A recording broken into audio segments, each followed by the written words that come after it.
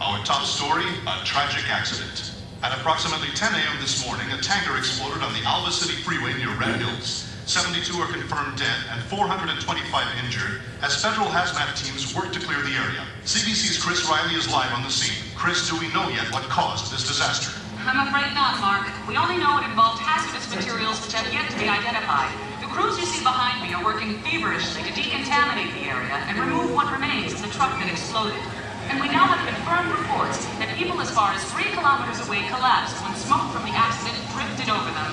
This has been a scene of panic and chaos, though after 3 hours, things are finally calming down. In another news, Britney Spears is pregnant again.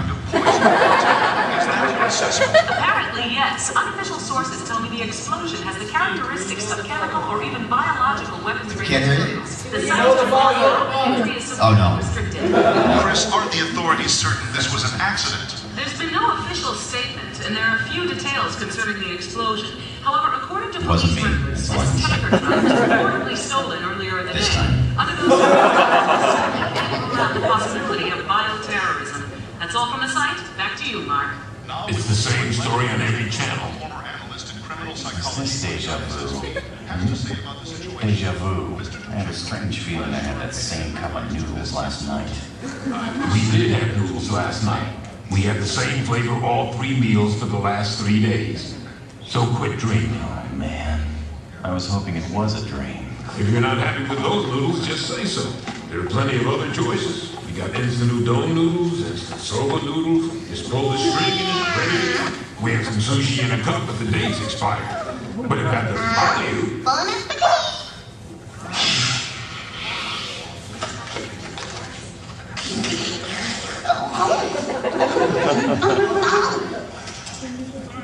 She's like a trained seal like Carbine, complex or otherwise. Tell me, have you ever heard of protein jet? You say something? I was just thinking about meat. You want meat, you gotta catch big game, not small fries at a convenience store. Hey, how'd it go? I didn't. Trust me, you don't want to know. You couldn't have a rookie hacker? This was supposed to be a quick collar on the way home from the horse races. Yeah, well, his truck blew up. There was smoke all over the place. What a mess. I'll take one of those. And of course, all my horses lost. Hey, that's the truck. You mean you were there when it exploded? Yeah, it's on the news. The symptoms appear to be viral.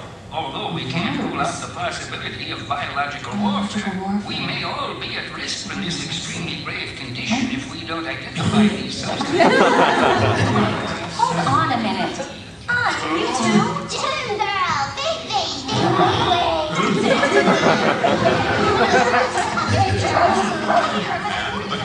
And that's why we never hooked up.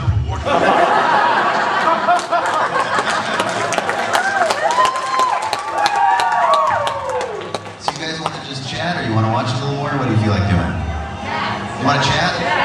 All right. Brian, you want to kill it? Please? I'll pay you. Cool. Thank you. Thank you for that, Brian. Anyway, so that's a little taste of Bebop for those of you who haven't seen it. And it happened, what, 10 years ago or something? Can't believe people still remember this stuff. Some of us grew up on Anyway, that. yeah. Some of us grew up on that. Yeah, I know. Me too. Me too. You know, of all the shows I worked on, that show just became such an iconic benchmark in my life that, you know, it's such an honor to have been a part of it. And watching it again, I haven't seen it in a really long time. It really does hold up over time. So it's kind of a cool thing. So thank you guys for all coming out and thinking about it again. Yeah. So you guys you have some questions, or want to sit around and talk? Don't be shy. Over here. Great. I've watched a lot of movies with my son, but I don't know who you are or any of the other people. So-and-so did this voice, and so-and-so did that voice. You do know him, I'm sorry. I don't know who I am either. Well, I'm known for this guy. He's Spike Spiegel from a show called Cowboy Bebop, and lately I've been the voice of Wolverine for the new X-Men series. I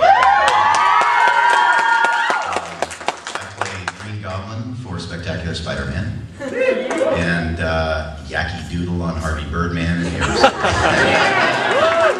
I've been doing anime for about 17 years. years, so I started kind of back in, well, even before that, but in the Digimon days and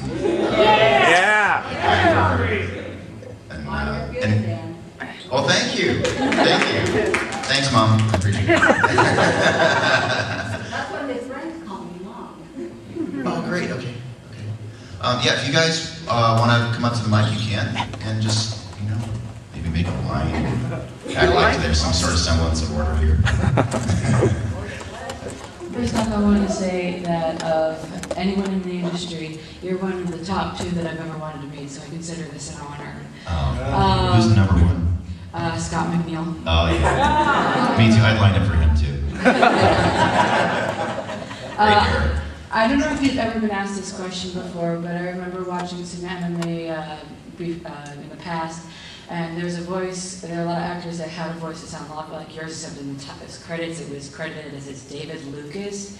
Is that a pseudonym that you used, or are you 2 completely different people? That's just one of the great mysteries of life. Great way not to remain a mystery. I'm sorry, the debate goes on. 3 questions, if that's okay. Sure. How old were you when you started acting, you get into voice acting? I was a fetus. Blowing bubbles in Mom's tummy. No, I actually started voice acting about 17 years ago, I think. I don't even know how that would have made me, but in my 30s, I think, early 30s. Early 30s when you started? And yeah, 'cause I didn't really think that I could do it for a living, and I didn't even think that anybody would actually pay me to do it. And it just sort of happened by accident, and I booked an anime series and started out with monsters and ripping limbs off of other monsters. And it just sort of evolved into something that I did on the side while I was working in a corporate job for many years. And now it's kind of become a full-time gig. And out of all of your characters, which character do you think you like voicing the most? Oh, it's pretty much whoever I'm voicing that day. And that's literally true for me, because I become attached to the characters. They're sort of like my children. And if I don't put as much energy into each character that I'm doing, I don't feel like I'm doing my job well. And it doesn't matter if it's a small character or a character for a full series. It doesn't really make any difference. I do have some favorites, of course, like Spike and Wolverine and some of these guys that have become such iconic figures. But I'm just as happy to do Leron from Good on Live. Explore other parts of my psyche, because from day to day I feel different. And my last question, could you say something as Mugen, if I can record it? As Mugen, give me a line. You will be the director. You tell me what you want me to say. Okay, it's like, okay, well, let's say, Mugen, tonight you're facing Deadly Outlaw for the WWF Championship. Tell us what you're going to do in your match against them. That's way too many words. Just say, I'm going to beat him and become the next WWF champion or something. I'm going to beat him and become the next WWF champion. Thank you. Is that even his voice? I don't know. Yeah, that sounds like him. Okay, cool. Thank you. Great question. Give him a hand. Yeah. All right. Next. Morning.